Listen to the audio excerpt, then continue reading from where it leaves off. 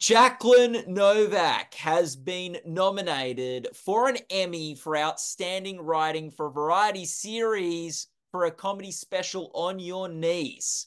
I'm Matt Noble of Gold Derby. Jacqueline, I wanted to start off by asking, what was the most difficult part of the set for you to sort of refine, work on, and get right? I think I I hate connective tissue, as it is sometimes referred to. And I always feel like I don't want to, personally, I don't want to slip into this kind of monologue, setting the time and place, kind of theatrical moments. And so it was almost to a point of absurdity where it was like, okay, like what is the shortest way I can say, like, and then I went to college. Like it was just, like basically my resistance to narrative. I wanted to be always in a state of, like stating some kind of notion or idea or, bit. Um, and so that was like genuinely one of the things that um messed with me. And then, I do this grandiose final speech, and I would say like I was rewriting that up until the day that we put it up off Broadway, and like so there was this thing going on with memorizing it, but then making tweaks like live. So that was very intense. That was like a last minute, had to do like a memory palace thing to like get my little stanzas correct. Um, and then, you know, uh, yeah, I'm trying to think. Yeah. I mean, that's those, maybe those. Is there anything that seemed difficult that No. I could enlighten you to? No, I What? just know like often with comedy, there's like some process that you see Yeah. we see the finished product, and sometimes Yeah. that can take quite a while to refine and Oh, land and get right. So just wondering which oh, it one. took me, I mean, technically it took me years. I started writing that like narrative, like in college. So Mm, like in an essay. So it was an endless writing journey to get to the final piece. mm, Um, just absolutely endless. So, it's like, oh, how long have you been working on this? I'm like, since I was writing, basically. Like, so the fact that the fact that I completed it and said it's done, that's probably my biggest triumph. You know what I mean? Like letting it go. mm. What like it's something that obviously you've been writing for a long time, as you just said, but also you did it was an off-Broadway show in I think about 2019, Mhm. and now it's come out in the past year as a Netflix special. What was sort of the experience of taking this thing that you'd worked on and producing it for a Netflix special, for a comedy special? Well, my original goal, starting out with this project was a comedy special. Um, on, hopefully a big platform, like Netflix. It's like when you're trying to do your goals and you try not to limit them, like in this, you know, goal setting, like rules and stuff like that. They're like, don't limit it to the specific thing, or, so it's like, or whatever is the platform of whatever is the best place for it. But basically, I wanted it to be a comedy special. And for me, what seemed like the quickest path to doing that was actually to kind of make the show a success on its own, just as a live show. And then so it was it was almost like the off Broadway was the kind of detour, but a very useful one. It kind of allowed me to draw attention to my long form stand up Mm. by placing it in this,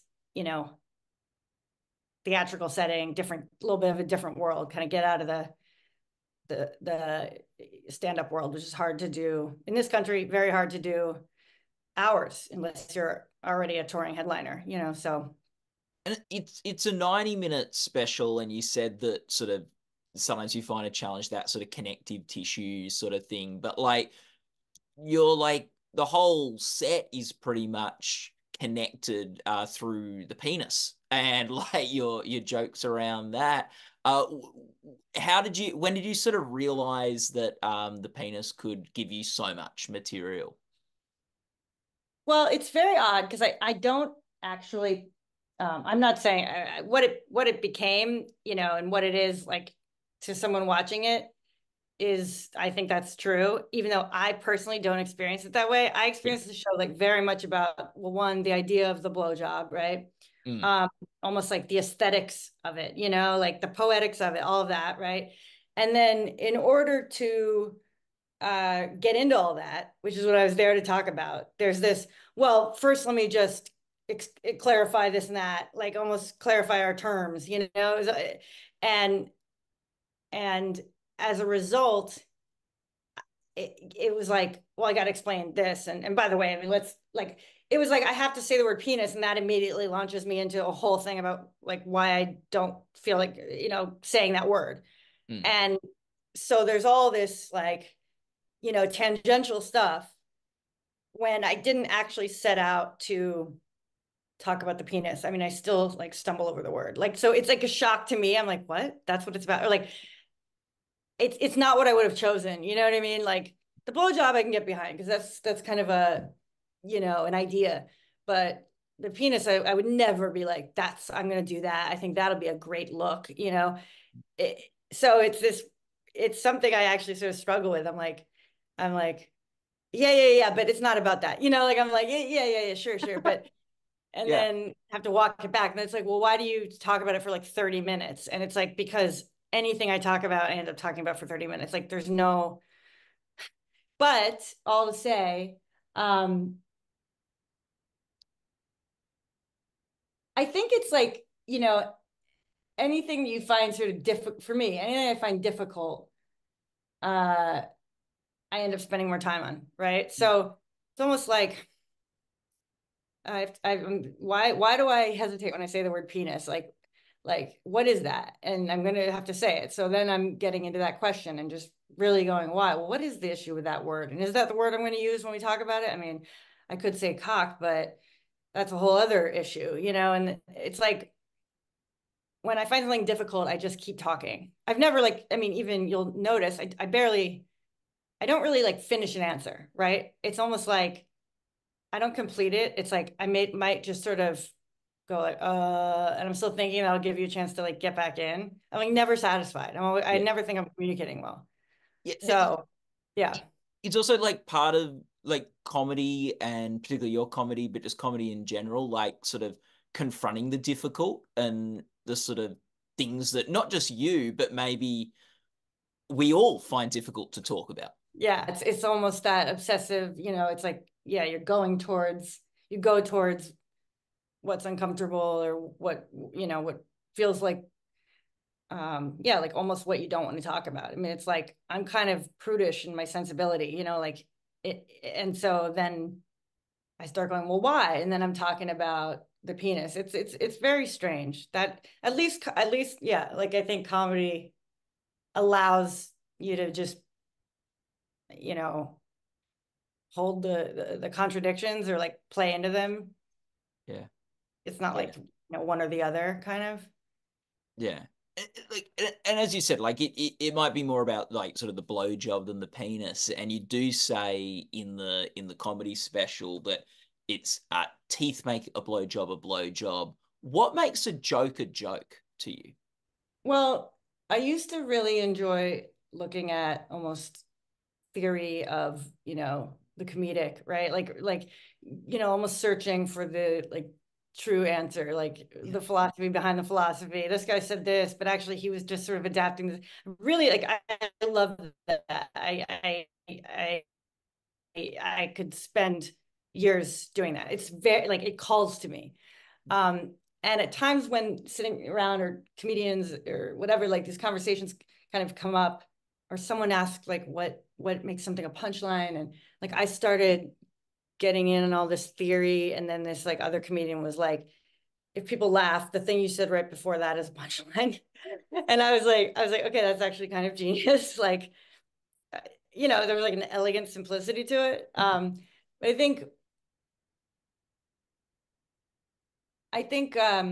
think for me, I think it varies wildly.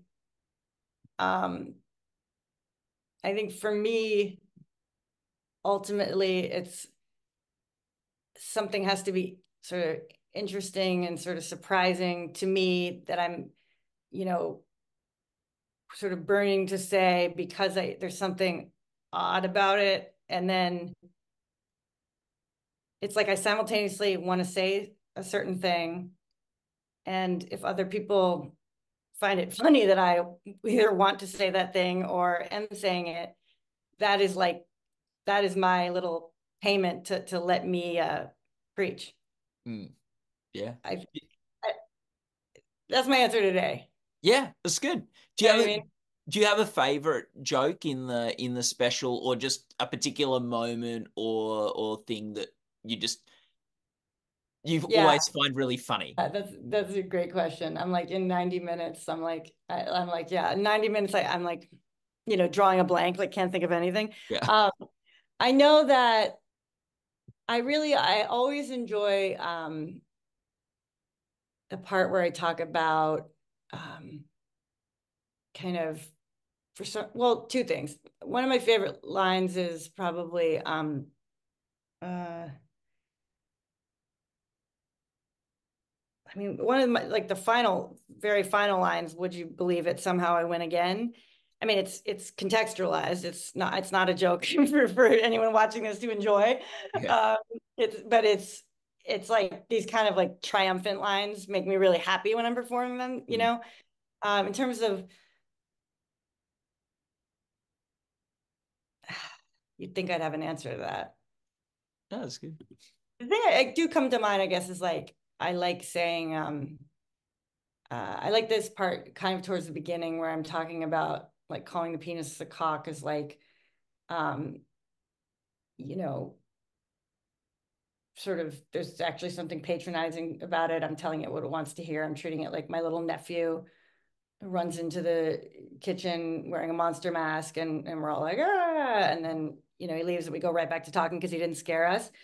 He was unsuccessful in his little ruse. Like that, for whatever reason, always makes me laugh. I think it's because I feel like it's I don't know. That always makes me happy for some reason doing that one. No, I like it. What do you love most about comedy? You know, I get a thrill watching stand up or comedy in general. I think, and I've analyzed it down to, what at its deepest level for me, core, you know, essence. And I think it has to do with kind of you're kind of sending out a message that you're not sure if they're gonna catch it and know what you mean, right? Mm. And if you pull it off, now, if it's something that they know exactly what you mean, then it's not funny, right? Like they Yeah. already know. Mm. But if you're able to sort of go for it and sort of reach and throw something out there that is like a higher degree of difficulty of communicating almost, Yeah. and you are able to make it that they catch it, Yeah. that to me is like life affirming. Like that to me is almost, you know, on a soul level, like what we're here to do, like to catch how we're connected to other people in ways that, when most of the time we think we're not or something. So I think that's like, and then I experienced that and the same, as an audience member with Mm. comedy, I experienced like a delight and a shock that something I felt was only, something I didn't have the words for, but had perceived or experienced, suddenly someone's giving language to.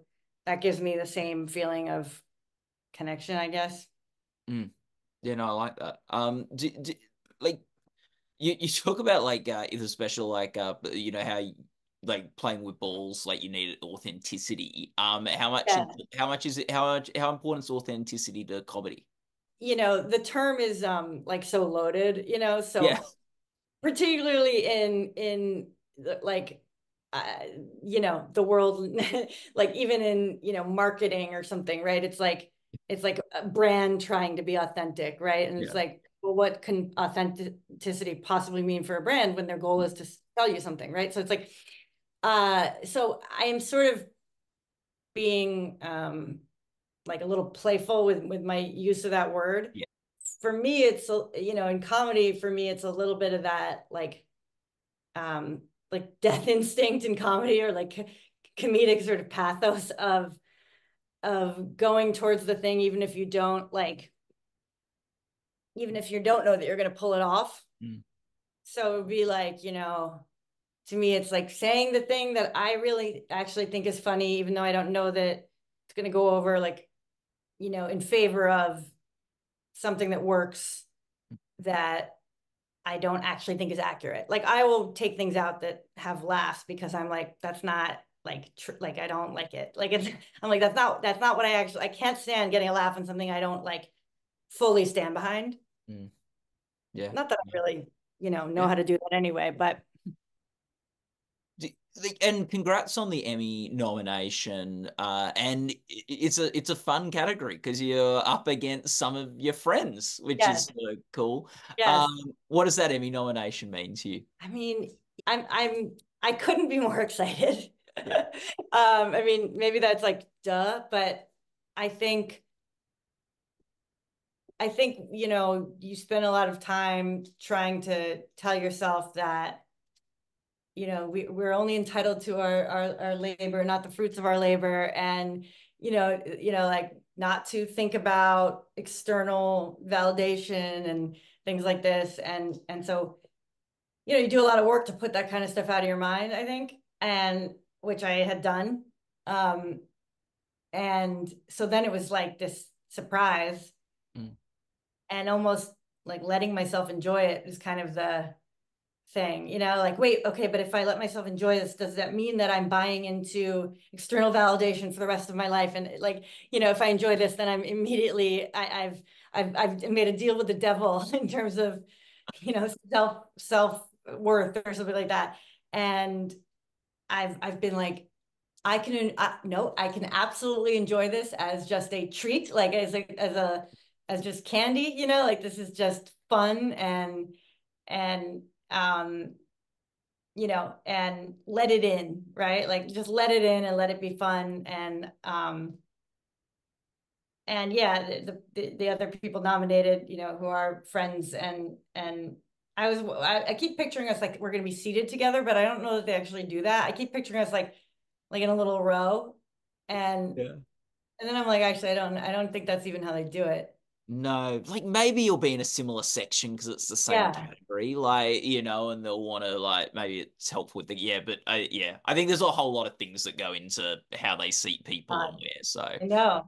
if I you're mean, lucky, you won't be too far away. Yeah. yeah, yeah. Uh, It, there's also this piece of like, oh God, there's a like what I got a television appearance coming up. Like, this yeah. almost like, now there's a thing to do.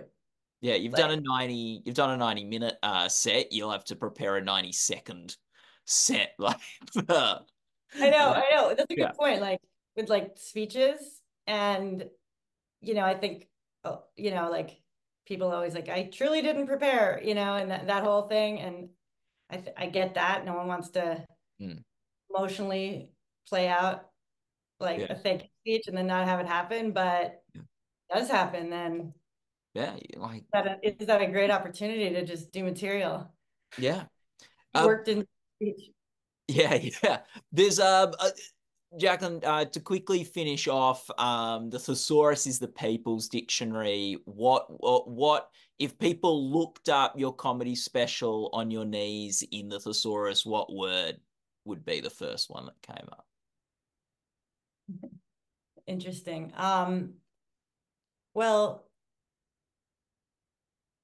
I've thought about this, like, not this particular question, but I am like, what is it at its core? I mean, just as or an adjective. If I take away anything that is like what I think someone else would say about it, I kind of think it's like enthusiastic. I like it. Would that be It's the like same word for very, you, Jacqueline? If, like, there was a word for you in the thesaurus? yeah, it might be. It's like, Yeah. because it is kind of, you know, there was someone asked, like, how would you describe your comedy or something? And I was like, well, it's kind of like me stalking around on the stage, like intensely making points, you know, like kind of a deranged point making. Yeah. No, it's awesome. That's Well, more than one word, but yeah, Jacqueline, thanks so much for the time today. All the best with the upcoming Emmy Awards. People can go to goldderby.com to follow the races. And yeah, Jacqueline, just I really appreciate the time. thank you so much. Thanks for having me.